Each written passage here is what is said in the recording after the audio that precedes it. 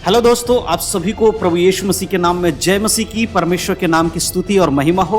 विश्वास करता हूं परमेश्वर ने आपको और आपके परिवार को सुरक्षित रखा है, संभाला है। प्रभु के नाम की स्तुति और महिमा हो। मैं फिर से आप सभी का स्वागत करता हूं हमारी इस वीडियो के माध्यम से।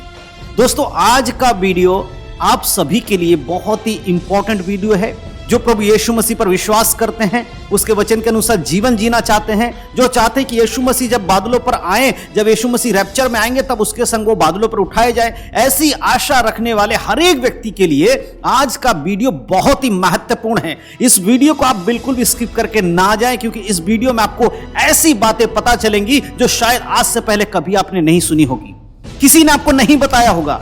बाइबल से मैं आज कुछ बातें आपको बताने वाला हूं इस वीडियो के माध्यम से।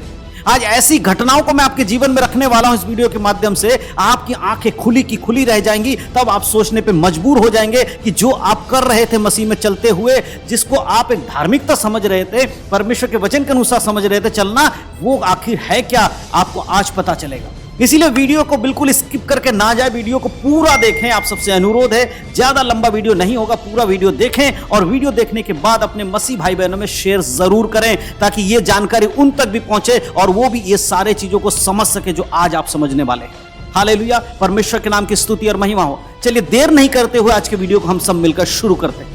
दोस्तों, आज का वीडियो बनाने का मकसद है मसीह लोगों को सच्चाई का सामना करके सच्चाई को बताना, मसीह लोगों के सामने सच्चाई को लाना। जो प्रभु यीशु पर विश्वास करते हैं उन लोगों को सत्य बताना आज इस वीडियो का मकसद है। आज के समय में बहुत सारी ऐसी रीति रिवाज मसीहों के बीच में है जो अन्य जातियों के बीच में भी नहीं होगी। अन्य जातियां भी अंधेरे में पड़ी हुई, आज मसीह लोग भी अंधेरे में पड़े हुए हैं और वो अपने तरीके से रीति रिवाजों को फॉलो कर रहे हैं और अपने जीवन में उसको लागू कर रहे हैं। यीशु मसीह संसार में इसीलिए नहीं आए थे कि आप रीति रिवाज को नियम बनाकर उसके हर साल रीति रिवाजों को मनाए। प्रभु आए थे कि आप उसको उद्धारकर्ता के रूप में ग्रहण करके अपने पापों से पश्चाताप करके माफी पाकर स्वर्ग जा सके। लेकिन लोगों ने यीशु से माफी मांगना तो छोड़िए, माफी मांगने के बाद दोबारा से पाप में गिरकर दुनिया की सदृश्य बनकर चल रहे हैं। आज ये बातें आज मैं आपको बताना चाहता हूं। ये जो महीना चल रहा है ना, इस महीने में पाम संडे, गुड फ्राइडे और ईस्टर आने वाला है। उन लोगों के लिए बहुत अच्छी बात है जो हर साल ऐसा कर रहे हैं। आजकल हर मसीही पाम संडे, गुड फ्राइडे और ईस्टर का इंतजार करता है पूरे साल। जैसे बाकी सारे दुनिया के लोग, अन्य जाति के लोग अपने अपने त्योहारों के लिए इंतजार करते हैं, उसी प्रकार आज मसीह लोग इन सारे चीजों के पीछे भाग रहे हैं। मेरे प्रिय की सच्चाई क्या है? पाम संडे जो अब इस समय लोगों के बीच में है, उसका मकसद देखिए क्या है। और जब प्रभु यीशु मसीह के समय यह घटना घटी थी, उसका मकसद क्या था, उस समय क्या हुआ था और आज लोग क्या कर रहे हैं, यह मैं आज आपको बताना चाहता हूं। अगर आप पाम संडे को मनाते हैं, पाम संडे के दिन अगर आप ऐसे चीजों को करते हैं जो आज हो रहा है, तो ये वीडियो आपको देखना चाहिए। इन बातों पर आपको गौर करना चाहिए, बाइबल के अनुसार जांचना होगा आपको कि आप क्या कर रहे हैं, सही या गलत, ये आपको देखने को मिलेगा आज। मेरे प्रियो, जब हम मत्ती की किताब उसके 21 अध्याय को पढ़ते हैं, वहां पूरा ब्यौरा दिया गया है पाम संडे के विषय में। क्या हुआ था उस समय? उस समय यीशु मसीह उस यरूशलेम नगर में प्रवेश करने वाले थे। उस जगह पे लिखा हुआ है यरूशलेम में विजय प्रवेश। यीशु मसीह की जीत का प्रवेश था वो आने वाले दिनों के लिए। क्या था यीशु मसीह का जीत? वो क्रूस पर मर गए, वो उसकी जीत थी, क्योंकि वो जगत के उद्धारकर्ता बनकर आए थे और क्रूस पर मरने के कारण वो जगत का उद्धारकर्ता बन गए। यीशु मसीह का जीत हुआ।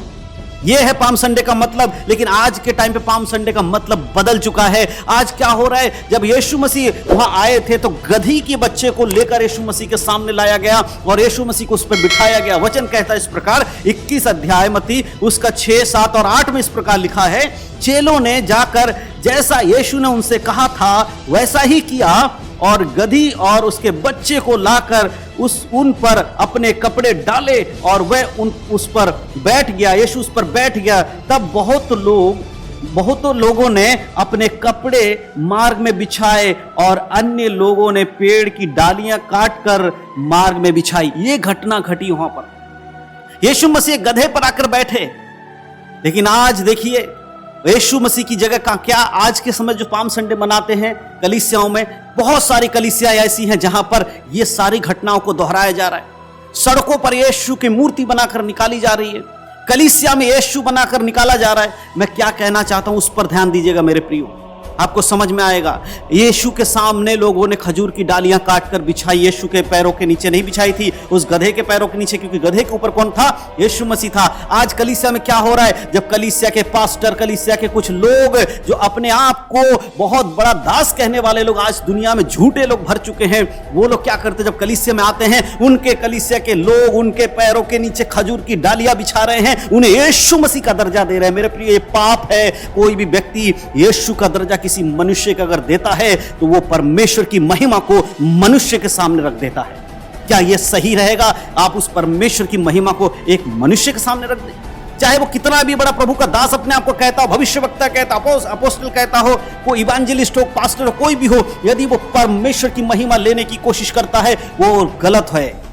मेरे प्रियो, आज आप क्या कर रहे हैं? आज देखिए, यही तो हो रहा है कलीसिया में। पूरे कलीसिया को खजूर की डालियों से सजा दिया जाता है। यह सिखाया बाइबल ने हमें। बाइबल ने सिखाया जो काम प्रभु यीशु मसीह ने आज्ञा दी वो मानिए। आज पूरे जीवन में आप एक अच्छा काम नहीं करते, पवित्र जीवन नहीं जीते हैं, और पाम संडे के दिन अपने आप को बड़ा पवित्र दिखाने के लिए खजूर की डालियां लाकर यीशु मसीह का स्वागत कर रहे हैं। आपके जीवन में यीशु मसीह नहीं है और आप कलीसिया में यीशु मसीह का स्वागत करने चल दिए। क्या इस बात पे कभी आपने गौर किया है? आज हो क्या रहा है? यीशु मसीह जब आए उस नगर में गधी के ऊपर बैठा, तो सोच कर देखिए, जिस गधे का कोई काम नहीं था, आज गधे का क्या काम होता है? लोग उससे बोझा ढुवाते हैं, उससे ईंट पत्थर ढोने का काम करता है वो। लेकिन जिस गधे पर यीशु मसीह बैठ जाता है, वचन कहता है उस गधे के पैरों के नीचे कपड़ा बिछा दिया जाता है ताकि उस पर वो चल के जाए। मेरे प्रियो, आप और हम जैसे गधों के जीवन में जब यीशु आए, हम इतने महान हो गए, हम इस संसार में एक सर्वश्रेष्ठ जाति बन गए और स्वर्गराज की बारिश हो गई। ये हमारे गधे की पहचान है। क्या आपके जीवन में यीशु मसीह है? आपके जीवन में यीशु मसीह है? अगर है तो आपके जीवन में पाम संडे हर रोज होना चाहिए। हर रोज आपके जीवन में पाम संडे है, किसी विशेष दिन आपके जीवन में पाम संडे नहीं है। आज अगर आप पाम संडे मनाते हैं तो अपने जीवन को जांचिएगा। आप परमेश्वर की महिमा किसको दे रहे हैं? एक मनुष्य को, जिसको खुद उद्धार की जरूरत है। मेरे प्रियो, मैं आप सबको बताना चाहता हूं, पाम संडे का असली मायने यह है कि एक गधे के जीवन में जब यीशु आया, उस गधे की इज्जत बढ़ गई।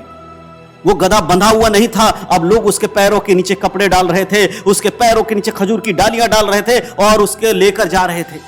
वैसे ही जब हम प्रभु यीशु मसीह के पास आते हैं, जब यीशु मसीह हमारे जीवन में आते हैं, हमारी दशा भी बदल जाती है। अब हम उस गुलाम में पड़े हुए, शैतान के अधिकार में पड़े हुए लोग नहीं रह जाते। हम स्वतंत्र हो चुके हैं और हमारे जीवन में यीशु मसीह प्रभुता करता है। हमारे सामने अब हर एक रुकावटें खत्म हो जाती है। अब हम खूंटे से बंधे हुए नहीं हैं, हम गुलामी की अवस्था में नहीं है, परंतु अब स्वतंत्र हो चुके हैं क्योंकि यीशु हमारे जीवन में है। यही हमारे लिए पाम संडे। हर दिन जब हम उठते हैं, परमेश्वर की महिमा करते हैं, हर दिन जब हम शैतान को हराते हैं, एक अच्छा जीवन जीते हैं, पवित्र जीवन जीते हैं और यह महसूस करते हैं कि हम गुलामी की अवस्था में नहीं है परंतु स्वतंत्रता की अवस्था में है, यही हमारे लिए पाम संडे है। साल के किसी एक दिन हम पवित्र बनकर घूमें, वो पाम संडे हमारे लिए नहीं है, परंतु हर दिन पाम संडे बनकर अगर हम यीशु के वचन के अनुसार चलते हैं, वो हमारे लिए पाम संडे है। यह आपको देखना होगा कि आप सिर्फ वर्ष में एक दिन, साल में एक दिन आप पाम संडे मना रहे हैं, बाकी दिन आप क्या करते हैं? पवित्र जीवन सिर्फ एक दिन आपके लिए आता है, बाकी दिन क्या हो रहा है? यीशु मसीह जिस गधे पे बैठा, उस गधे के जीवन बदल गया। इसी प्रकार अगर आज आपके जीवन में यीशु मसीह है, मेरे प्रियो, आपका जीवन बदल चुका है। इसीलिए सोच कर देखिएगा कि पाम संडे का असली मायने आपके जीवन में क्या है। क्या साल में एक दिन आपको पवित्र जीवन जीने के लिए यह दिन दिया गया है? मेरे प्रियो, हर दिन आपके जीवन में पाम संडे होना चाहिए। और जो महिमा यीशु मसीह के लिए है वो किसी मनुष्य को मत दीजिए।